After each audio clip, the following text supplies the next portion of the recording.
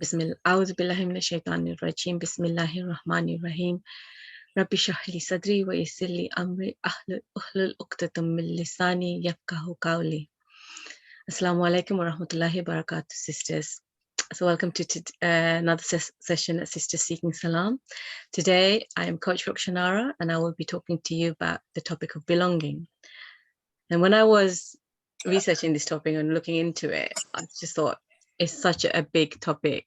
And so I thought I'm going to talk about it from a mother's perspective. And the reason why, many of us are mothers, and even those of us that aren't, we one day, inshallah, we hope to be, or we have mothers. And so then that'll give us an understanding of our mothers. And this is a topic that's very dear to my heart because it is something that I've reflected on quite deeply recently, but more so over the years. And it's something my interpretations of belonging have shaped my life and shaped how I have experienced life over the years. And I will talk to that some more in a minute. But before that, I wanted to ask you, all sisters, my laptop's not letting me. What does belonging mean to you? Pop it on the chat.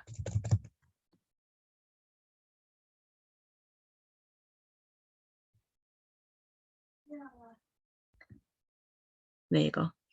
My laptop finally worked for me. So what does belonging mean to you? You can unmute if you want, or you can put it on the chat if you like. Just quickly. Anybody?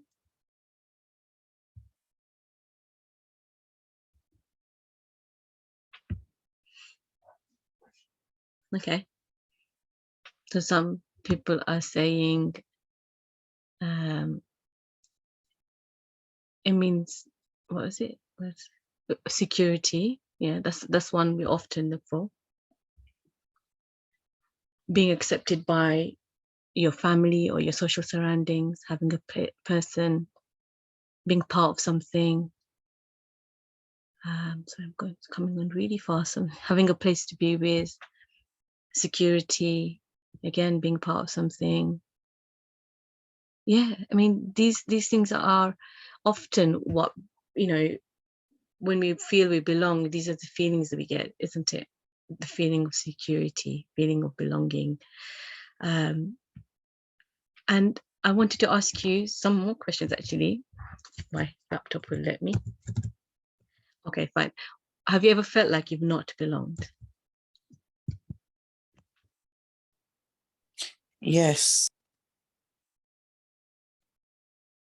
Yeah? Well, can you think of some situations?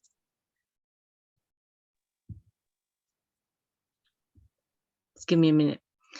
And what feeling does belonging give you?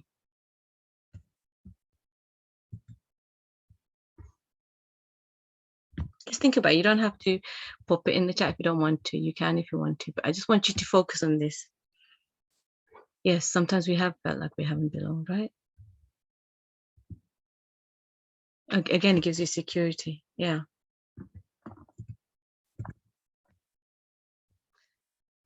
Just give me a minute, my laptop. I'm gonna stop recording for a second.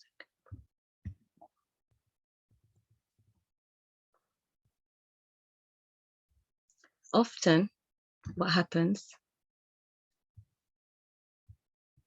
is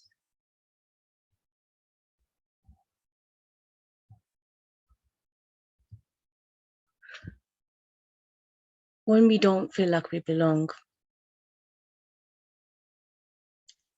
how does it make you feel? And I know I'm asking a lot of questions, but there's a reason why. Or you felt unwelcomed and sad and alone. Yeah. And these are feelings that we don't want to feel. Isn't that right? And what did not, and so when you didn't feel like you belonged, did you want to feel that feeling for long? And often it's the case that we don't. And when we felt we belonged, we felt like some of the sisters said, we felt security, You felt comforted, felt like you're accepted. And those are feelings that make us feel good. And often we want to chase those feelings. But on an intellectual level, we know, and we have been told, and we often, say this, that we belong to Allah and to Him we shall return. And we say this, inna lillahi wa inna ilaihi wa rajiun, often. And we get this intellectually, but on a personal level, of what happens is we start believing that we start looking for it in the dunya, and we don't even realize it, because we go through our lives looking for belonging from one person to another, but often it starts off with our parents. Sometimes it's our siblings, extended families, whether it be grandparents or uncles. As we get older and start school, friends, work colleagues, even in our profession, feeling like I'm a teacher. So, that gives me a sense of belonging to, belong to an establishment. And then later in our lives, sometimes we get a sense of belonging when we are with our children. They belong to us, we belong to them, whatever it is. But ultimately, we look for belonging because of how it makes us feel. Like you guys said, security, acceptance, and so on. And what essentially we're doing is we're chasing a feeling.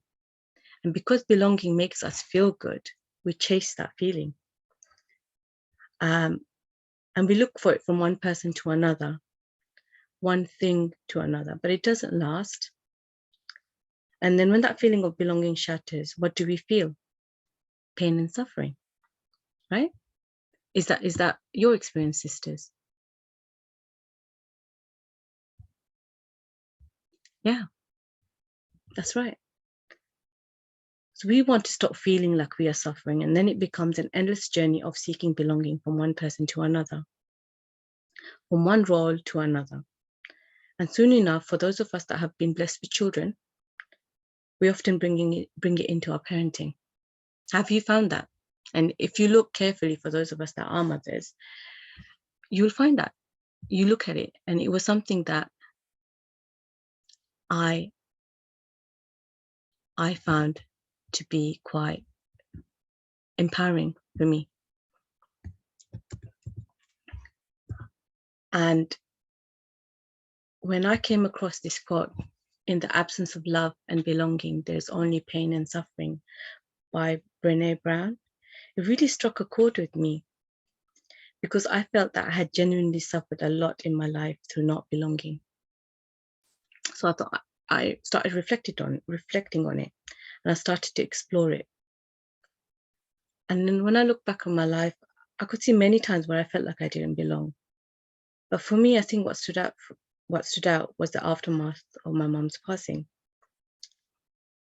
I remember telling my best friends that losing my mum was like losing a limb. I got such a sense of belonging from having her in my life that without her, I felt lost. I really felt lonely and like I was missing something. I had already lost my dad and my sister, but at the back of my mind, I always thought, at least I have my mum,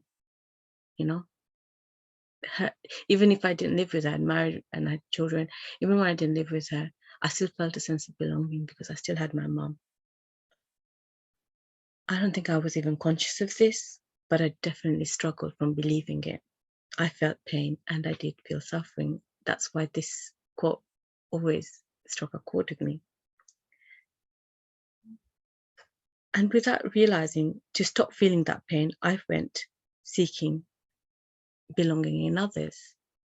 That the feeling I'd lost something, and so I need to find it somewhere else. Somebody else is going to give it to me, whether it be my brothers, my husband, my friends.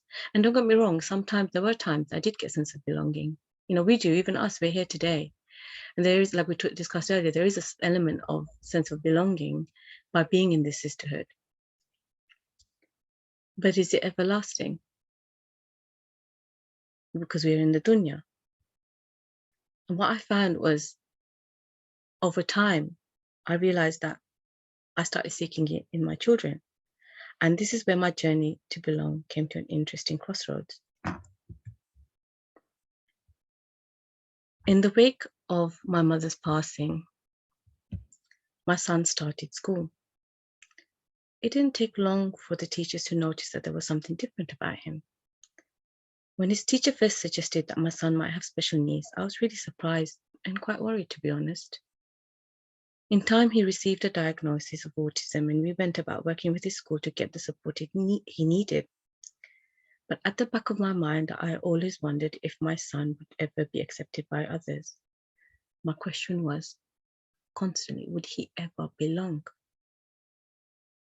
I kept thinking he's different, and people don't always like different.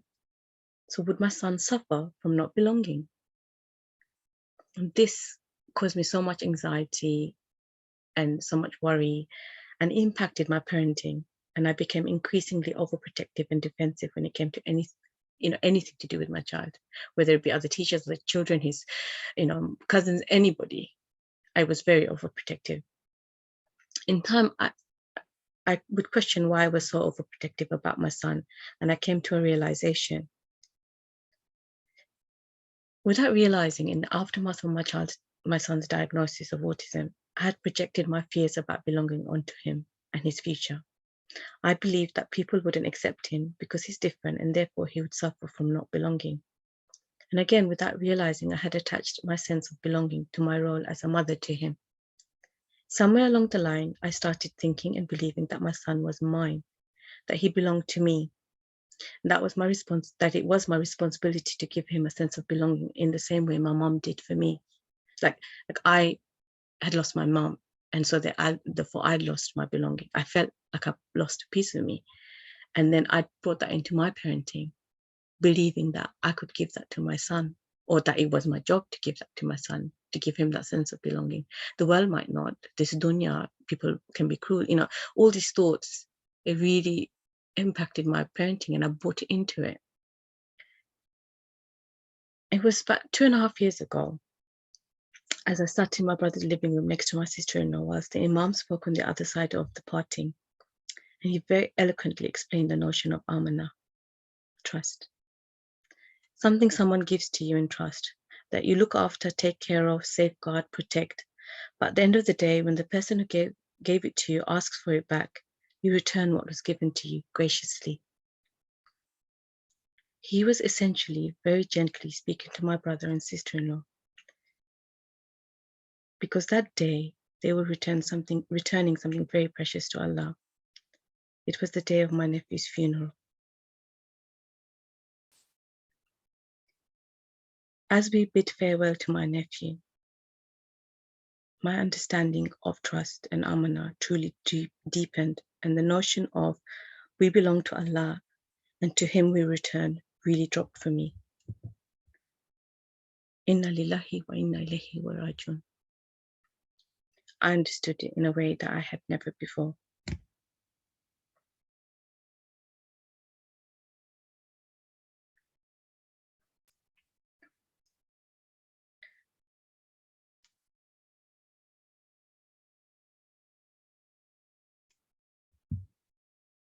I looked at my son with a new lens, accepting he was not my son, he belonged to Allah. And one day he would return to Him too. But in the meantime, Allah in His infinite wisdom chose me to take care of his precious amana. What did that mean for my son? He belonged to Allah, but how did he navigate belonging in this dunya? And that's when I got my insight. It was so simple. He just belonged here. My son has purpose in this dunya in the same way my nephew did for the 20 years he lived before he returned to our Creator. And something shifted in me. And with reflection, I came to accept that I belong. I belong with my family because Allah put me in their lives. I belong with my children because Allah put me in their lives. I belong with Allah even when people come in and out of my life.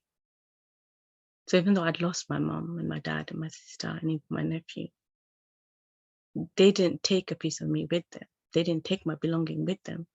I enjoyed, the companionship they gave me. And each of them left behind their own legacies.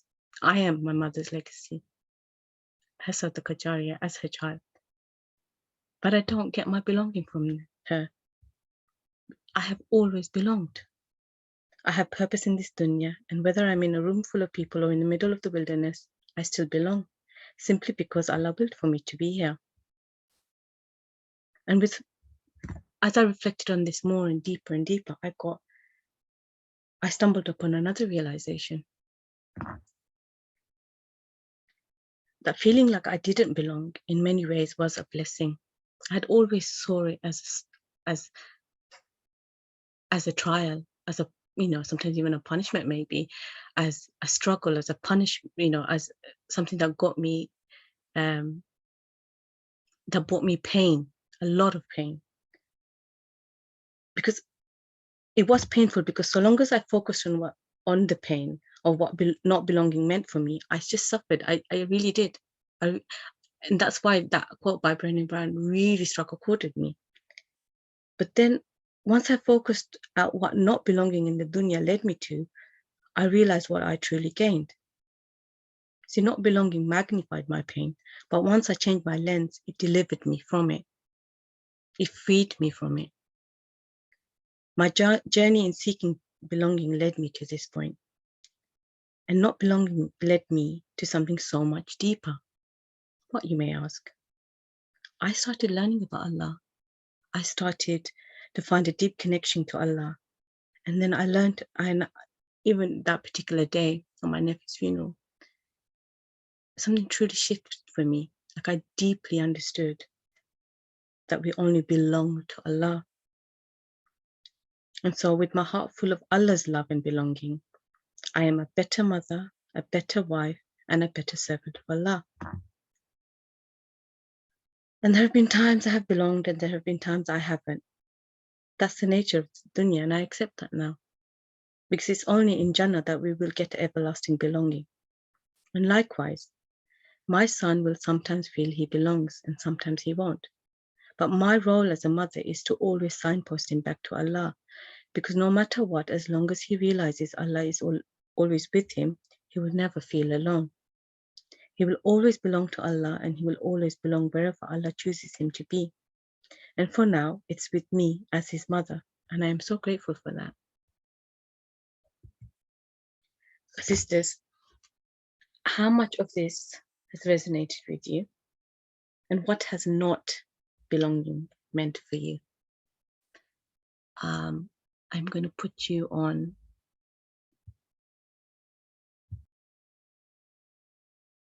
So, and I'll let you guys have a chat for a long time, because we had an interesting chat as well. How did you find that? Anybody want to unmute themselves and share what they reflected on and what they talked about in the breakout rooms? Anybody?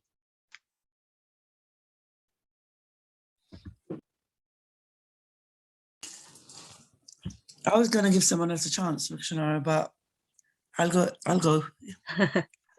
Go for it. I want to share my story. Yeah, might take a few minutes, but when I was 21, I had my first baby. And I remember, obviously, he was very, very small, and he was only 3 days old when he was literally taken from my hands by the doctors and put in an incubator, fighting for his life, because he had about 3% of oxygen left in his body.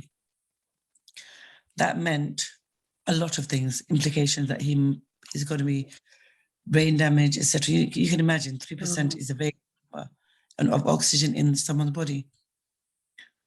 And they said to me, the chances of his survival was even 3% after this. So they literally took him out of my hands, and they did what they did, literally put a tube down his throat. As a mother at that time, obviously you feel like your child belongs to you. And it was Allah's way of showing me that he didn't belong to me.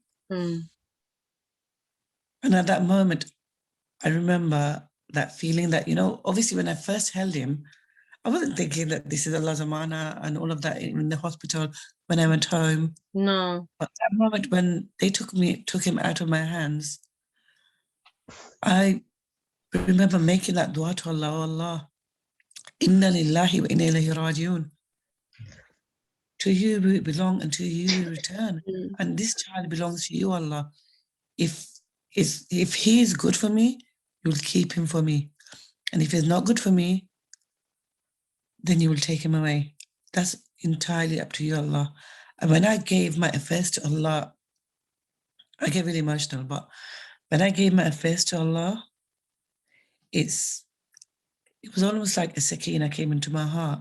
I still felt that anguish, that pain I felt as a mother would feel. And I felt in my heart, and I felt it's okay to feel like that, just like Musa alayhi's mother felt when she gave up Musa alayhi, but she still had the tranquility that Allah subhanahu wa ta'ala is going to take care of him. Yet obviously a mother's heart will always yearn for her child. And I felt like that. And at one point I thought to myself, why am I feeling this if I've left it to Allah? Am I not sincere? And then I would remind myself, because it was that sense of belonging, that he belonged to me. And when I had to let go of him, I realized he'd never belonged to me. And I think that was properly the first time I understood what that meant. You submitted to Allah's. I get you. That day when that Imam was talking and explaining, he was mashallah very eloquent. I mean, I can't even recreate what he said, but the way he explained it, a bit gentle. And I know it was because he was trying to gently talk to my brother and my sister-in-law, but it really shifted for me. It really dropped for me, you know. But yeah, subhanallah. Thank you for sharing that. Anybody else want to share an insight or something that they took away? Please unmute yourself if you want. Nobody? That's fine. I know this session has, I know many of you are on your lunch break, so I'll let you go. But I'll read a dua before I go. I really hope you benefited from today's session.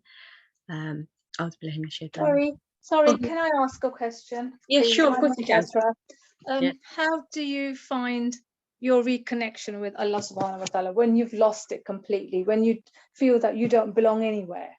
Okay, so the truth is we're always connected to Allah. Even when I don't feel like that. I don't feel like that anymore. I don't feel like that. And we can sometimes feel like that. What happens, our feelings come from thoughts that we believe in that moment. And you're believing you're not connected to him, so you're feeling like it. We're always connected to him, but sometimes what happens is our thoughts, they're like clouds. They cloud that connection. And we sometimes we even forget that connection. And so we work through like for me, when I talked about my story, my journey as a mother, and I brought historically a lot of my feelings about belonging into my relationship in my son. Once I worked through it by reflecting and connecting to Allah in whichever way I could, whether it be to reciting, to remembering him. And the way to connect to Allah is just remembering him. Yeah. And I know it might seem like, okay, that just sounds so simple. Why can't I do it? But it's because we have all these thoughts in our mind that are just clouding that connection. Okay. So you work through those thoughts. And one of the best things that I've ever found was journaling. And one of the ways I found this particular journey was journaling and writing down my thoughts and asking, is that really true? Because when you believe that you're not connected to Allah, it's going to hurt you. We're always connected to Allah, sis. Yeah. We're never ever disconnected to Allah. But when we feel disconnected, it's because there's another thought there that's getting in the way. And what is it? Journal it, talk about it to someone, and someone who's maybe trained in this field, and you can talk about your personal things step by step. You let go of those thoughts. I didn't realize that I was looking at my son as mine, and that's why it was so painful to send him out into the real world. I wasn't even conscious of it until I went through coaching and until I, wrote about it. But just the mere fact that you're asking, sis, suggests that you are. Yeah. I feel connected. Just the fact that you're looking, that shows iman. Just the fact that you're questioning why, that shows iman, says you are connected, your fitra, your soul is seeking it. And subhanAllah, you will find it. You just got to believe it. So long as you believe you're disconnected, you're going to feel like you're hurt. So long as you believe that you don't belong, you're going to feel pain and suffering. It's only in the moment that I accepted that I belong in this dunya, that I am here where I'm meant to be, whether it is through trials or whether it's through the good times. When I realized I belonged, my heart was filled with Allah's love and belonging. Because Brene Brown, when she said, in the absence of love and belonging, there is always pain and suffering, it's not entirely wrong. There is, but it's when we think that our love and belonging comes from a person or a thing, and we go seeking for it, and we have this illusion that there's something missing in us, that belonging is missing in us. Our belonging comes not externally. We don't go looking for it in people, in this world. Our belonging came with us when we came to this dunya. We are here, we have purpose in this dunya. That's what I mean. I don't know my purpose in the world. That's the problem. You, by existing, you have purposes. Allah believes you have purpose. Just believe it. Yeah. And you are connected to Allah. You're never disconnected to Allah, sis. Just focus, go back to whatever it helps, whether it be dhikr, whether it be everything. Like I don't feel like doing dhikr. That's the problem. I don't feel like. So, but then that's the problem. When we chase a feeling, we wait to feel like I want to do dhikr. No, supersede that. That's some of it is a waswas from shaitan. Some of it is chasing a feeling. The feeling comes from whatever you believe. Change your belief. Believe that you're connected to Allah. So in being connected to Allah, you will you feel better when you do dhikr. Override that feeling, chasing that feeling. Like I said, we're often chasing that feeling, and so then we think we're going to get it from people or someone else, but it's not, sis. It comes from when you think about Allah and you connect. It's only in the remembrance of Allah do hearts find peace and security. It's only through in your heart that you will find that connection to Allah. You won't find it by waiting for a feeling to come. That feeling will come when you change your belief. Okay, thank you for that. Jazakallah khairan. I'll try and do this then. Thank you. Sorry. Anybody else before I end with a dua? No? Okay. أعوذ بالله من الشيطان الرجيم بسم الله الرحمن الرحيم والعصر إن الإنسان لفي خسر إلا الذي آمنوا وعملوا الصالحات وتواصوا بالحق وتواصوا بالصبر. Assalamu alaikum wa rahmatullahi wa barakatuh, my lovely sisters.